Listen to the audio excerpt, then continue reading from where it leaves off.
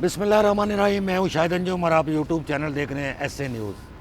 آج ہم بات کریں گے ملک کے سب سے بڑے شہر کراچی کی. 1947 میں کراچی کیسا تھا. ہمارے ساتھ غلام ربانی صاحب موجود ہیں جو کہ ہمیں وہ لمحات بتائیں گے جب پاکستان بنا. وقت کے ساتھ ساتھ یہاں کیا ہوا, کیا ہوتا رہا, یہ کن کن شخصیات کو جانتے ہیں جو بعد میں ہمارے اہم عہدوں پر بھی فائز رہیں. السلام علیکم جی. وعلیکم السلام. کیسے آپ, خیریت سے ہیں؟ بالکل خیر, اللہ کا شکر ہے. کیا کراچی کہاں سے کہاں پہنچ گیا, یہ بڑا آپ لمحہ با لمحہ ہمیں بتائیں کہ وقت کے ساتھ ساتھ کیا تبدیلیاں آئی ہیں. تبدیلی اس لیے ملک ہمارے کراچی کے اندر آئی, مگر وہ آئی کافی دیر کے بعد. 1947-48 میں یہاں کل 2.25 لاکھ 1.5 لاکھ کی آبادی تھی ٹوٹل. کتنی؟ 1.5 لاکھ 2.25 لاکھ. 2.25 لاکھ. یہاں کمیونٹی کے لوگ بھی مخصوص طبقہ تھا, جیسے آپ کے پارسی تھے, کھوجے تھے, بوری تھے, اور آپ کے یہ جو ہے اپنا میمن, یہ کاروباری حضرات, یہ سارے کاروباری حضرات تھے زیادہ تر. آپ کی رہائش کہاں تھی؟ ہماری رہائش تھی اس وقت ماڈرن روڈ کے اوپر 47 میں جب ہم آئے. ماڈرن روڈ تو شہر کے باہر نہیں لگتا تھا اس وقت؟ نہیں, شہر کے باہر ہی نہیں تھا, کیوں 1.5 لاکھ کی آبادی کے اندر جو تھا 2.25 لاکھ کی آبادی کے اندر شہر پورا کمپلیٹ نہیں ہو پایا تھا کہ جب لوگ یہاں پارٹیشن ہو کے آ گئے انڈیا سے. کیا دیکھا آپ نے پھر؟ بس 2.25 لاکھ 2 لاکھ کی آبادی آہستہ آہستہ بڑھتی گئی.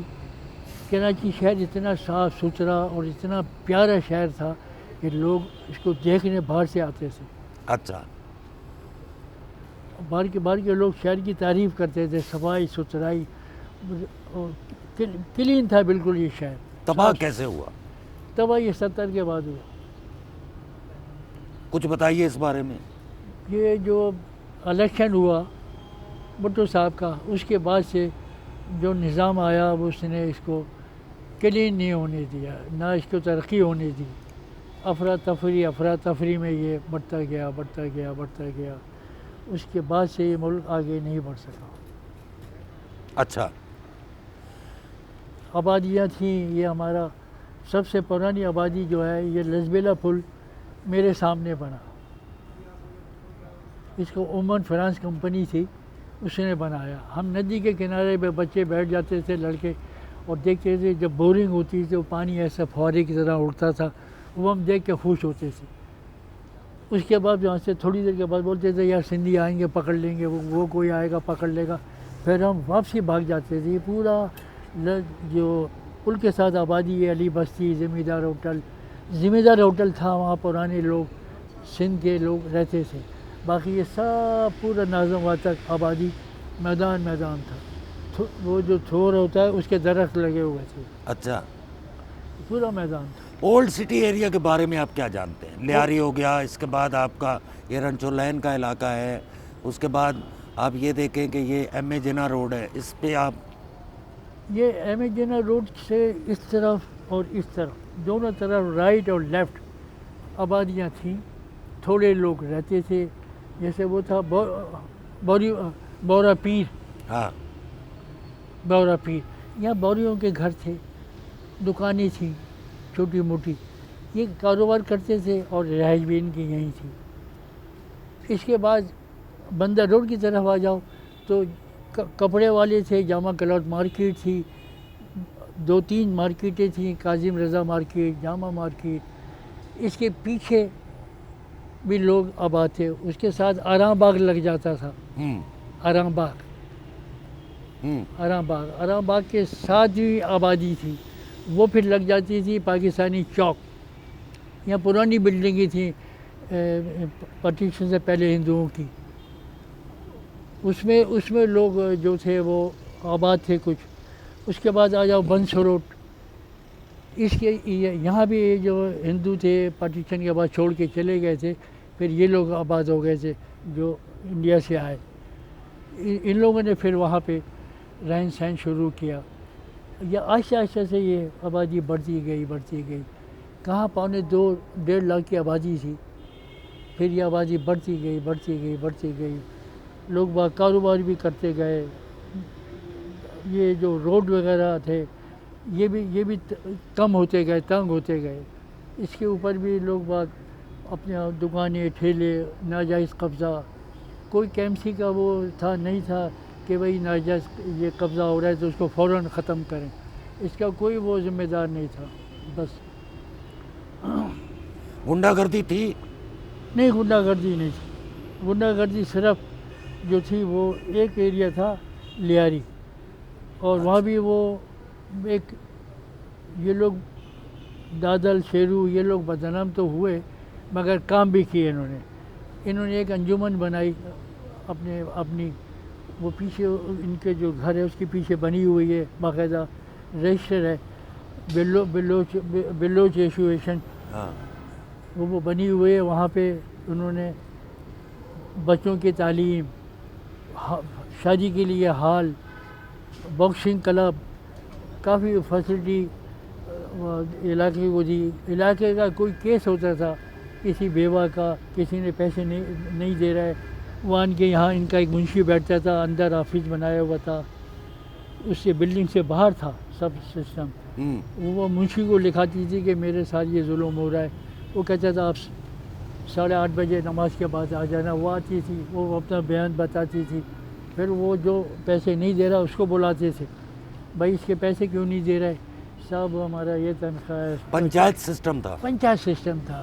تو وہ انہوں نے ایک سسٹم بنایا ہوا تھا اپنے ایریے میں, پنچایت سسٹم. کسی کو کوئی شکایت ہو محلے میں ادھر آن کے بتاؤ, پھر ہم اس کا حل نکالیں گے. جو بھی آتا تھا اس کا حل نکالتے تھے. کسی نے کسی سے پیسے ادھار لیے اور وہ اس کو تقاضا کرنے 1 مہینے 2 مہینے گیا, 3 مہینے, اس سے کہا بھائی پیسے دو. وہ کہتا ہمارے پاس ابھی نہیں ہے. وہ شخص پھر یہاں آ جاتا تھا ان کے ایسوسیشن میں شکایت کرنے. بلوچ ایسوسیشن, اس میں آ جاتا تھا. ان کا منشی اور وہ خود داد محمد بیٹھ کے بولتا تھا, ہاں بھائی کیا بات ہے, یہ بات ہے. منشی کو بولتا تھا جاؤ اس کا گھر, کیونکہ گھر ان کو سب معلوم تھے, کیونکہ وہ اس پنچایت کے اندر ساروں کے ایڈریس ہوتے تھے, نام ہوتے تھے. وہ جاتا تھا وہاں سے, بھائی کل آپ نے ادھر حاجی صاحب کے پاس پہنچ جانا ہے. وہ ضروری آتا تھا اس کا کوشش کر کے. وہ آ گیا, بٹھایا, بولو بیٹھو, آپ نے ان سے پیسے لیے ادھار؟ ہاں حاجی صاحب لیے, پیسہ واپس کرو. بولا وہ تو ابھی صاحب میرا تنخواہ کم ہے. یہ کتنا تنخواہ ہے؟ بولے 60 روپیہ. بولا 20 روپیہ ادھر آن کے جمع کراؤ ہر مہینے. اچھا. ہاں, اور سائن کرو رجسٹر پہ, ہم نے وصول کیا. اور آپ اماں اپنے پیسے آن کے لے جاؤ, سائن کرو. وہ جسٹس سجاد نے بھی ایک دفعہ ذکر کیا تھا ٹی وی پہ کہ میرے ٹائم میں ایک جن کو بولتے ہیں بدمعاش گنڈے, انہوں نے اپنے ایریے میں بڑا اچھا ایک نظام قانون کا انتظام کیا ہوا ہے کہ میرے پاس کلا کوٹ کے لیاری کے کیس بہت کم آتے. اچھا, وہ ان کے بارے میں تھا؟ ہاں, میں نے بھی سنا ہے. ہاں, وہ یوں کہ ساری پنچایت بیٹھ کے. اچھا, بھٹو کی فیملی بھی اسی علاقے میں پڑھتی تھی بچے؟ نہیں چلا, یہ گرامر اسکول. اچھا, گرامر اسکول. ان کے بارے میں تھوڑا سا بتائیں. وہ گرامر اسکول کے اوپر یہ ان کو گاڑی پک کرنے آتی تھی. بے نظیر, مرتضیٰ بھٹو, شاہ نواز بھٹو, صنم بھٹو. تو گاڑیاں لین سے کھڑی ہوتی تھی, یہ گیٹ سے نکلتی, یہ دونوں بہن بھائی مرتضیٰ اور بے نظیر اگلی سیٹ پہ بیٹھنے کے لیے کوشش کرتے تھے کہ پہلے میں پہنچوں. جیسے بچوں کا اسٹائل ہوتا ہے. ہاں, جیسے بچوں کا اسٹائل ہوتا ہے اس کے لیے بھاگتے تھے. اچھا, جو دروازے پہ ہاتھ رکھ لے وہ آگے بیٹھے گا. یہ روزانہ کی روٹین تھی. اچھا. کبھی وہ گاڑی بھیوک آتی تھی اور کبھی چینج ہو کے ڈیٹسن 1600 تھی, وہ آتی تھی. کون سی گاڑی تھی؟ ڈیٹسن. ہاں. اچھا, ڈیٹسن 1600. ہاں, وہ آتی تھی. کبھی وہ بیوک آتی تھی. تو یہ اس کے اندر یہ دونوں آپس میں آگے بیٹھنے پہ یہ لوگ لگے رہتے تھے. پھر وہ کہتا تھا میں بیٹھوں گا, وہ کہتا تھا میں بیٹھوں گی, وہ کہتا تم بیٹھو پیچھے. تو ان کی آپس میں اس معاملے میں ہوتی رہتی تھی. اچھا.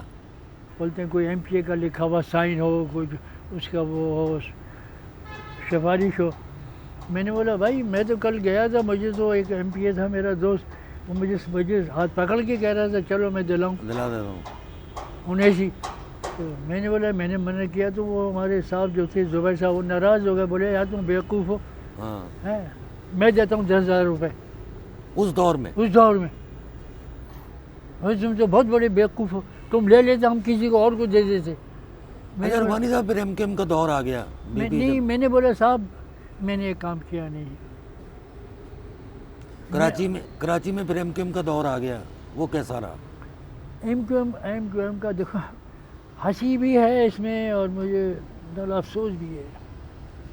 ایک لیڈر کو بہت چیز ملی, سب کچھ ملا, آدھا پورا کراچی مل گیا. بھائی آپ نظر اٹھا کے دیکھو, رائٹ کو, لیفٹ کو, پیچھے, آگے, کتنی کمیونٹی رہتی ہے کراچی میں؟ سب ہے. کتنی کمیونٹی ہے, بوری ہے, پارسی ہے, سمجھے ہمارے کھوجے ہیں, سب ہیں. سب ہیں. ان کے یہاں بیوہ ہے, یتیم ہے, مسکین ہے, وہ بھی چندہ کرتے ہیں. ان کے بھی کمیونٹی میں جا کے وہاں ان کے جو عبادت گاہ ہیں اس میں جا کے دیتے ہیں.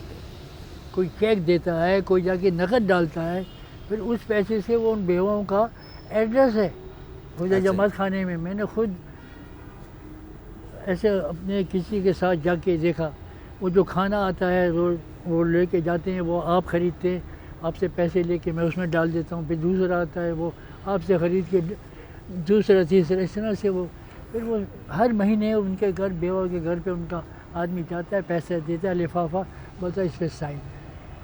آپ نے تو کچھ نہیں کیا, سب کچھ اللہ نے آپ کو دیا, اتنا دیا کہ آپ اگر اور بھی لو تو کم تھا. اگر آپ نے اپنی کمیونٹی کے لیے دیا.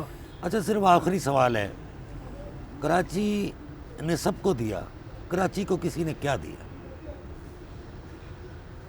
ہاں یہ سوال بھی. کراچی کو کسی نے کیا دیا؟ کراچی کو سب کھاتے گئے, کراچی کو کسی نے کچھ نہیں دیا, کچھ نہیں.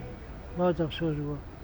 جب 1.5 لاکھ کی آبادی تھی تو وہ لوگ دیتے تھے اس کو, اب کوئی نہیں دیتا.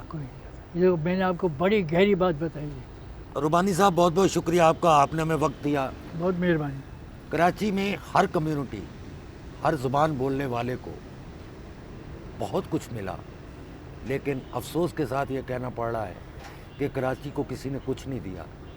ربانی صاحب 1947 سے لے کے اب تک کی داستان ہمیں سنا رہے تھے, اور ہم دوبارہ کوشش کریں گے ربانی صاحب سے ملاقات ہو, ان سے مزید اس شہر کے بارے میں معلوم بات جو ہے وہ حاصل کی جائے اور ناظرین تک پہنچائی جائے.